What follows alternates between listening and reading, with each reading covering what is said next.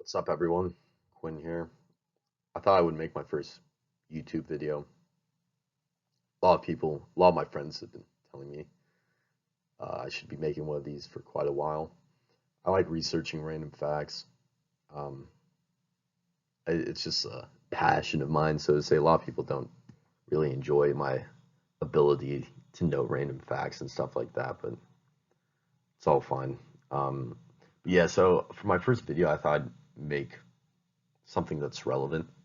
Uh, Currently, a lot of the Democrats are talking about just canceling the student loan debt. And they keep calling it a crisis. I think that's a term up for debate. Some people say you just made a mistake. You should have known about it. I like like that was your decision. You should have researched it before. I think that's correct. To a certain extent, I think a lot of people nowadays aren't really educated very well in finances.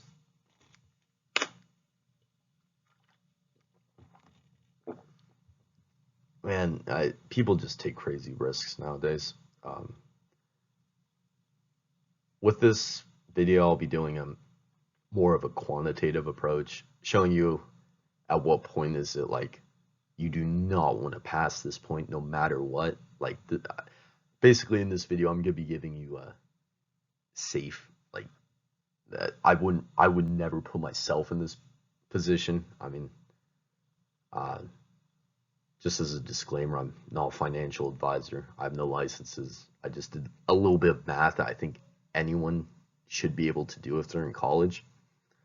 Um, I, I think I think a lot of people need to understand what interest rates are to begin with. I it's just ridiculous. Like the examples I'm gonna show you in this video are just I don't get why people aren't giving kids in high school um, sort of like different cases where they can sort of like choose profiles to where they can like match up with them and see at what point is like this debt, like do sort of like simulations and stuff like that to see how risky it is for them to take on student loans. I think that's something that definitely needs to be added to the high school education curriculum here in the United States.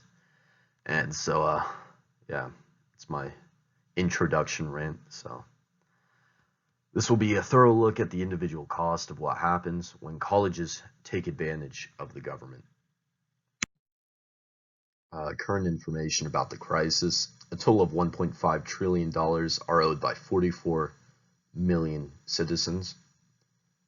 An average debt per person of $35,000. A key thing, a key fact that I want everyone to remember, write it down if you have to throughout this entire video, is that if you're just an individual, you don't have any parent support, you have a government loan limit of $57,500 for a bachelor's degree. If you're getting a master's, it's insane. That's part of the crisis right here. The limit's over $100,000. It's just I have a feeling I think they just need to remove that stuff from the statistics because I think people graduate with a bachelor's degree with a lot of debt, can't get a job, so they're like, let me just get some more debt, and then by the time you know it, interest rates prevent them from ever even being able to pay it off. I think that's a I think people in those situations definitely should have been a bit more responsible. I think they're skewing the statistics quite a bit. Um, but the sort of at the one of the key points of this entire crisis is there's a current 90-day delinquency rate. You don't make any payments in 90 days, you're considered delinquent on your payments, and that rate is 11%. Ever since the Great Recession, the rate really hasn't dropped in the past decade. Um, it's been very steady. Um, an interesting thing right here that I realized was that in 2006, the government stopped issuing variable rate loans, and those got as low as 2.4%. If I would just write that right there, 2.4%, just right here, back in 2006. That was the last time they issued them, January 1st, 2006. You can still see them on the, I'll show you on the chart in the next few slides, like how low those rates got. But yeah, they were pretty steady for about 3 years at 2.4%. If you got into one of those loans right before the recession, you're one of the luckiest people to ever take out college loans. And I think just the interest rates right here, I don't think people just necessarily making bad decisions. I think this was more or less the natural rate to begin with. And this was just a cause of the recession. Federal Reserve giving out, just lending out money to the banks to lend out at like such low rates. That's what allowed it right there to get so low. So what is going on? I have two major examples in this entire, in my whole PowerPoint, and it's basically best case scenario, worst case scenario. Best case scenario is in-state living at home. On average, you pay $37,640 over 4 years. Worst case scenario, on average, out of state with room and board, $138,760. So on average, you're adding $100,000 to go out of state over 4 years. That's pretty ridiculous. When you have 20% of first-year college students going out of state, you have a fifth of people taking a massive financial risk in order to achieve their dreams.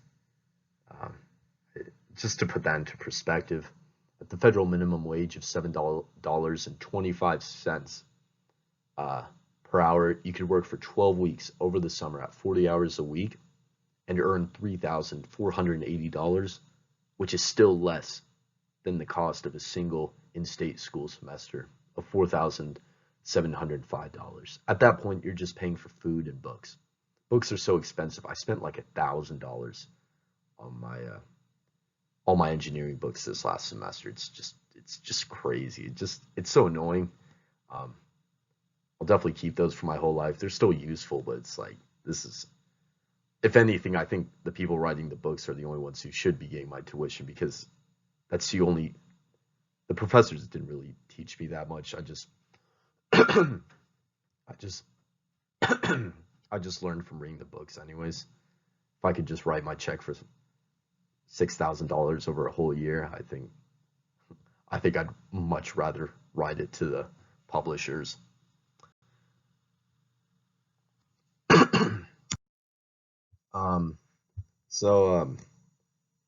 Yeah, starting with the worst case public school scenario. I'm not going to go into private colleges. I think it's just outrageous. People paying like $70K a semester to get out student loans on that. Jeez. Back up like over $250K for 4 years. But yeah, so on average worst case would be a debt of $138,760 for 4 years. At this point, since you exceed the $57,500 of federal financial aid, you have to start paying private banks, in order to get your loans. At that point, the fixed rates start going up. It's no longer the government helping you, it's people trying to make money. You just went from non-profit to profit, so it shoots up by 2%, and that's average. I think that's very that's a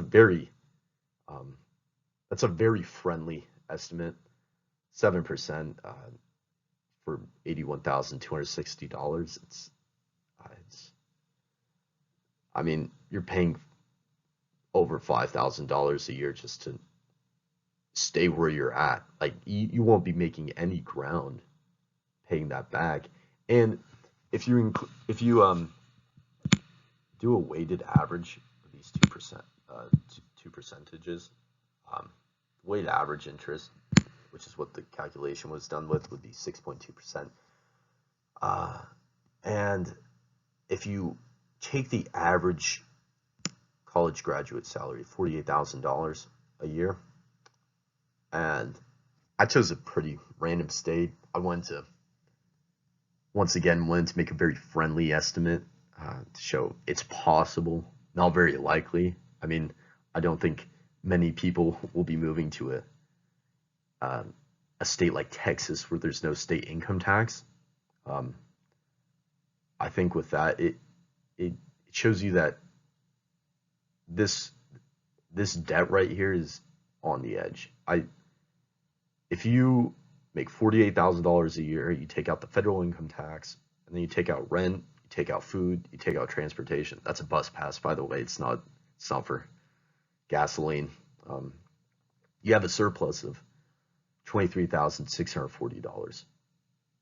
If you pay $1,000 a month, it's going to take you about 20 years to pay that off. This is going to be a burden for over two decades. It's just going to be something you're just going to be, at that point, you would have been writing a check for these loans for half your life. It's just crazy.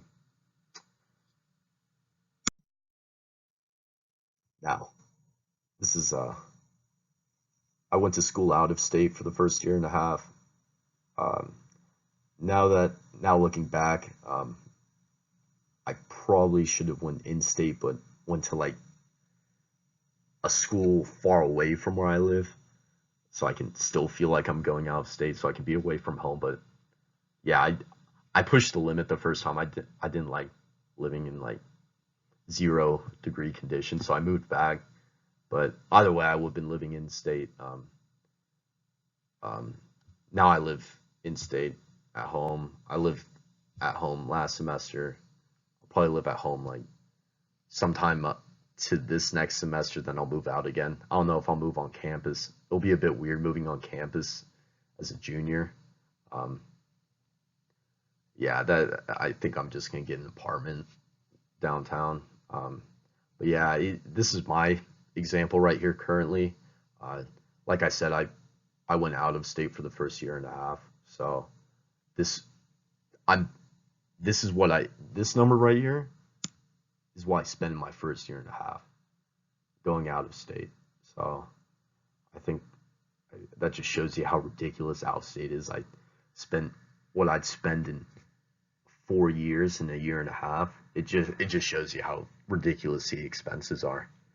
And so if you're living at home, going to an in-state university, you're going to be paying on average $37,640. And since that's below the $57,500 cap that the federal government has on their loans, you're only going to be paying just a bit over 5% every year in interest.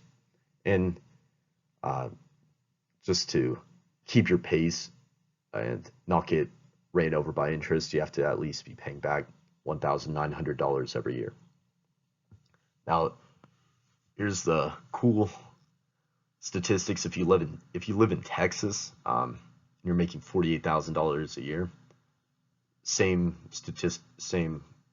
numbers as before.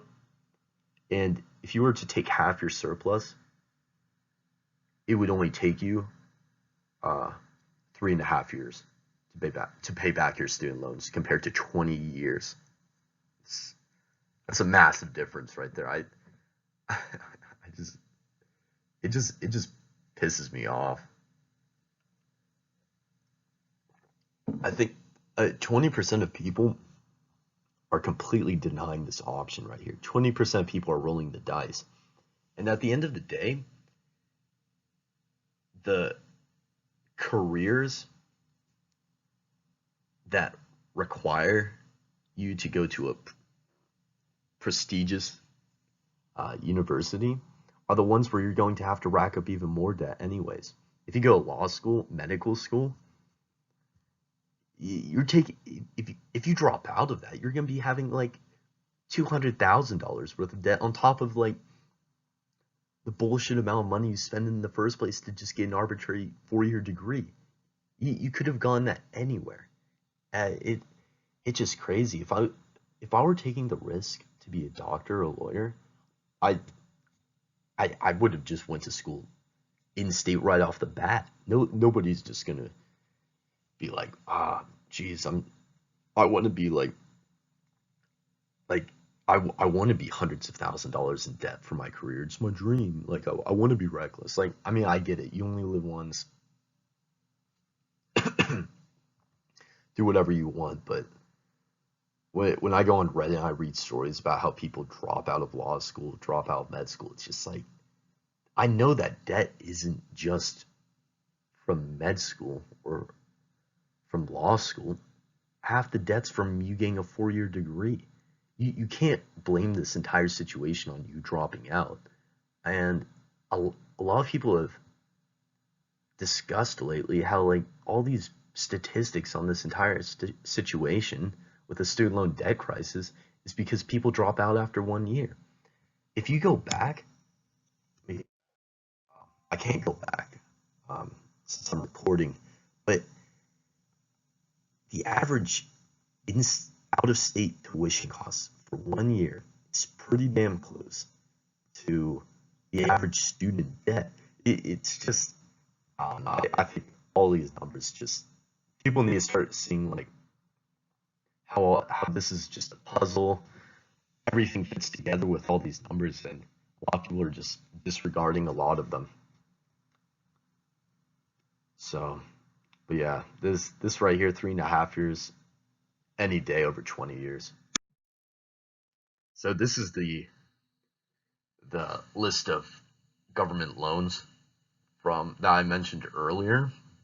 This is the this only goes back to 2006, 2007. If this went back to 2005, 2006, you'd still see they were um, issuing these loans. So if you were to hypothetically, uh, uh, yeah, so these loans just shot. Wait, not that one. Just forget about that one. But these loans just they just shot down like crazy. Less than 2.5% for a variable rate loan from the government. They and they were capped at 8.25%. Like if you went to school right there, of course you would have graduated in the middle of a recession. But nobody's freaking out about in the past few months. The Democrats aren't freaking out about, oh, the person hasn't been employed in 10 years. No, they're freaking out because of this debt. This debt's been a burden for someone for a decade now. But if you're lucky enough to get this, and this is what I was referring to back on the chart from before, where it's around 2011 when the delinquency rates started shooting up. I would really like to get everyone's feedback on like my hypothesis that I think since our current rate of 11% has always been somewhat of the natural rate, it's just that all of these, for the most part, people have only been taking these down since like 2005. But if you find one of the uh, not very well known charts that go back to the 80s or 90s, you'll see that 11% is around the natural rate. It was just these variable rate loans that people were taking. So that's why the delinquency rate was low during the recession. The interest rates, which are put into effect by the Federal Reserve, were just to lend out to banks, were just very low at the time.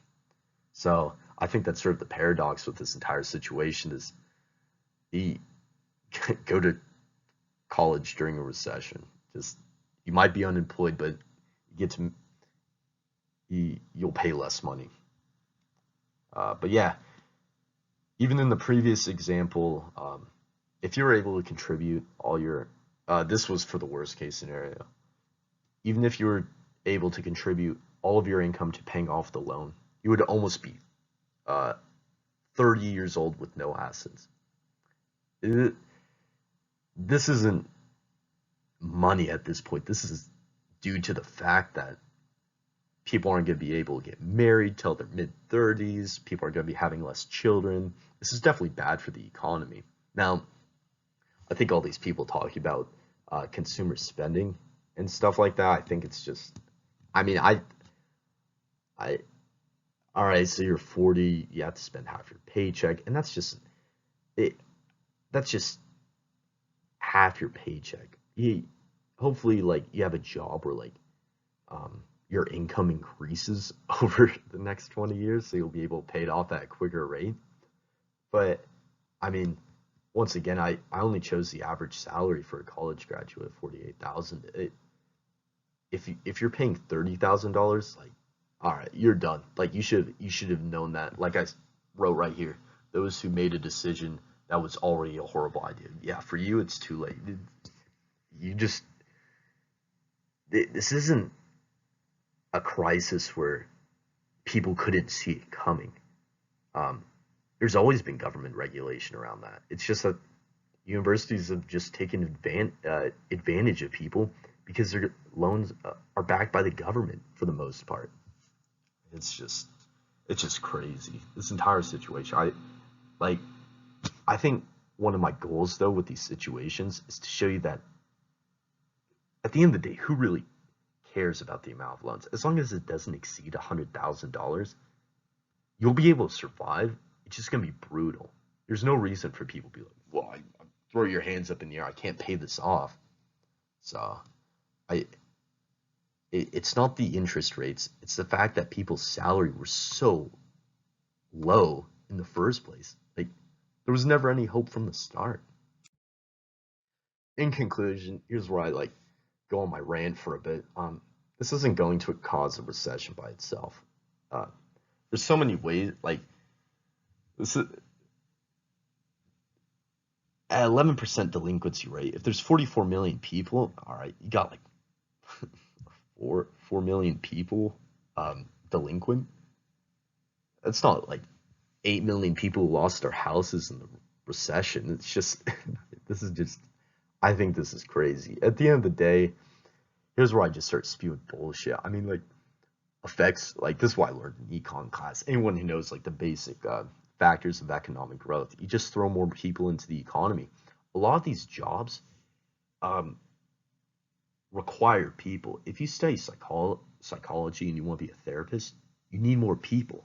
We need um, this is just increasing immigration, low skilled immigration. That's all you need to do. I mean, like, I don't get why people need like a solution where it's like, yeah, write off $1 trillion just like that. No, you need like a few million people like move into the country that are low skilled workers. But yeah, that that a solution like that would just I, it's just a random solution, but all the solutions though don't don't really how would I put this? They don't really let me drink some coffee. I mean, they don't really account for the people in debt. I mean, 4 million people are delinquent out of like over 300 million people. I mean, it's not it's not houses. It's just people like on average $35,000 in debt being like I can't pay it this month. Then they can postpone their earnings anyways. I mean, I that's one of my issues with the. Uh, I consider myself Republican, but that's one of my issues right now. Trump spews so much shit about the immigrants, but that's like worst case scenario. All you ever have to do is just bring in more immigrants to increase the growth of the country. It like I don't know. I just hate it how like people just can't calculate numbers like this out. And like I just showed you two examples. I never saw that in high school. I took it in the last semester of government. Since I mean, there's not much to learn about like how the government works. I mean, I've lived here my entire life, but we spent the last semester learning about personal finance. And not once we learned about student loans. That was like the only thing we didn't learn about. I I think people are just chasing a pipe dream where they think that like everything's gonna work out for them. Uh, it Now I know I'm going all over the place with this rant, but I hope I'm bringing up a few good points. But like the only reason you should ever take massive financial risks is if, well, first off, your job should obviously pay for it afterwards within a few years. I like if you're like I said before, if you're a doctor or a lawyer, yeah, you gotta be in the best school you can possibly get into. But that's why I just don't get about this entire situation. People are getting arts degrees for paying $150,000. They like I don't get like why there's just different programs out there for people like that where they don't have to take massive amounts of debt.